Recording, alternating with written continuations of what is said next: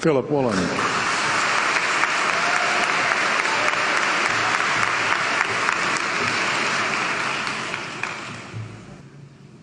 King Lear, late at night on the cliffs, asks the blind Earl of Gloucester, "How do you see the world?"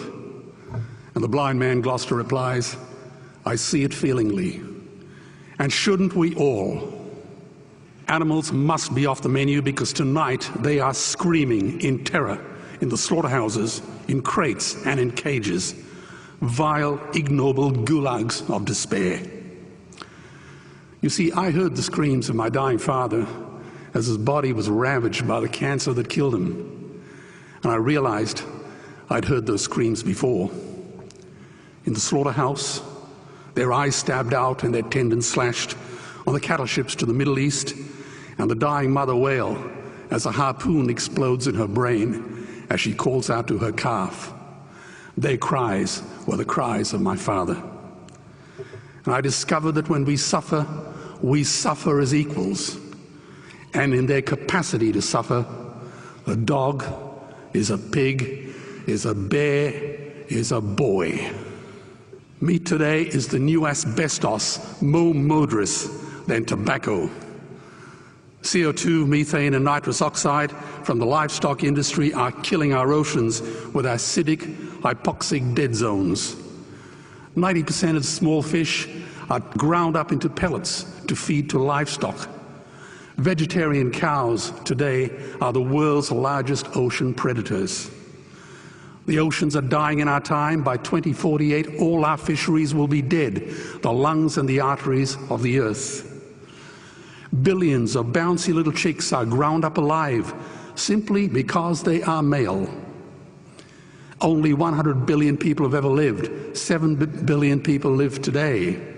And yet we torture and kill 2 billion sentient living beings every week. 10,000 entire species are wiped out every year because of the actions of one. And we're now facing the 6th mass extinction in cosmological history. If any other organism did this, a biologist would call them a virus. It is a crime against humanity of unimaginable proportions. But happily, the world is changing. 10 years ago, Twitter was a bird sound. www was a stuck keyboard. Cloud was in the sky. 4G was a parking space. Google was a baby's burp. Skype was a typo. And Al-Qaeda was my plumber. Victor Hugo said, "There is nothing more powerful than an idea whose time has come." Well, animal rights today is now the greatest social justice issue since the abolition of slavery. Do you know there are over 600 million vegetarians in this world? And that is bigger than the United States, England, France, Germany, Spain, Italy, Canada, Australia, New Zealand, all put together. If we were one nation, we would be bigger than the 27 nations of the European Union. Can you believe that? And despite this massive demographic footprint, we are still drowned out by the raucous hunt and shoot and killing cartels who believe that violence is the answer when it should not even be a question. Meat kills animals, kills us, and is killing our economies.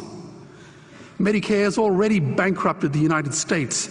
They will need $8 trillion invested in Treasury bills just to pay the interest, and they have precisely zero.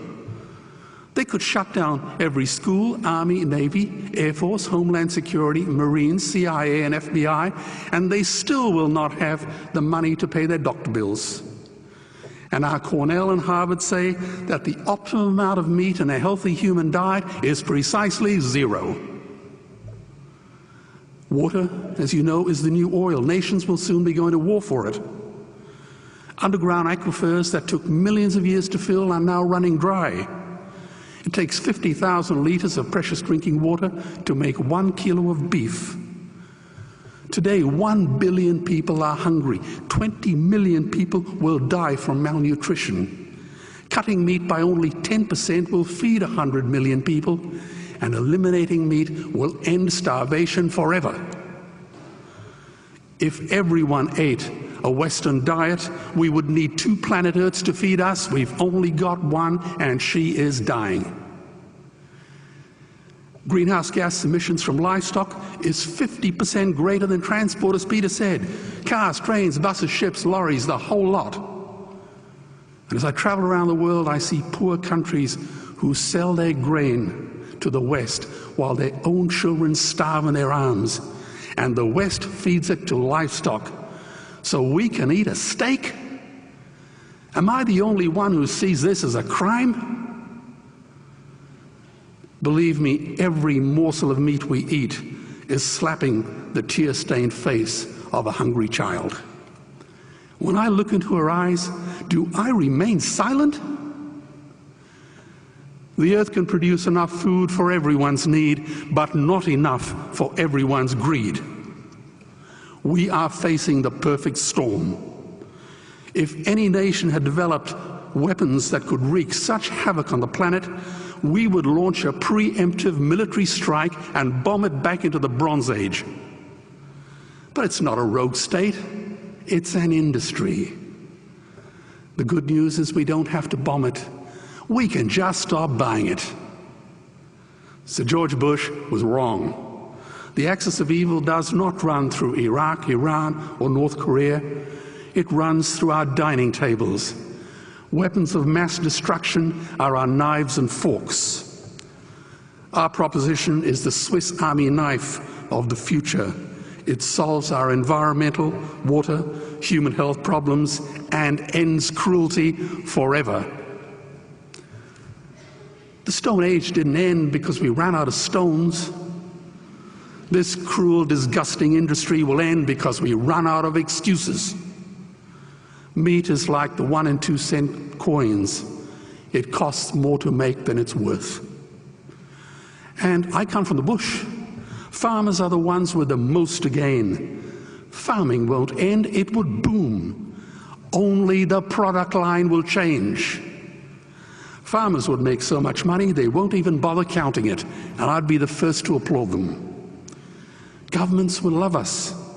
New industries would emerge and flourish. Health insurance premiums would plummet. Hospital waiting lists would disappear. Hell, we'd be so healthy, we'd have to shoot someone just to start a cemetery. So tonight I have 2 challenges for the opposition. 2 challenges. Meat causes a wide range of cancers and heart disease. Would they name one disease caused by a vegetarian diet? And 2, I'm funding the Earthlings trilogy. If the opposition is so sure of their ground, I challenge them to send a copy of the Earthlings DVD to all their colleagues and all their customers. Go on, I dare you.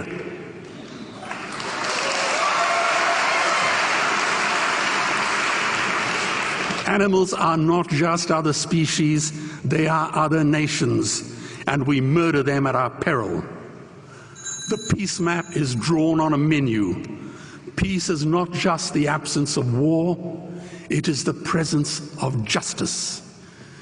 Justice must be blind to race, color, religion, or species. If she's not blind, she will be a weapon of terror. And tonight, there is unimaginable terror in those ghastly Guantanamos we call factory farms or slaughterhouses. Believe me, if slaughterhouses had glass walls, we wouldn't be having this debate tonight. You see, I believe another world is possible. And on a quiet night, I can hear her breathing. Let's get animals off the menu and out of these torture chambers. Please vote tonight for those who have no voice. Thank you.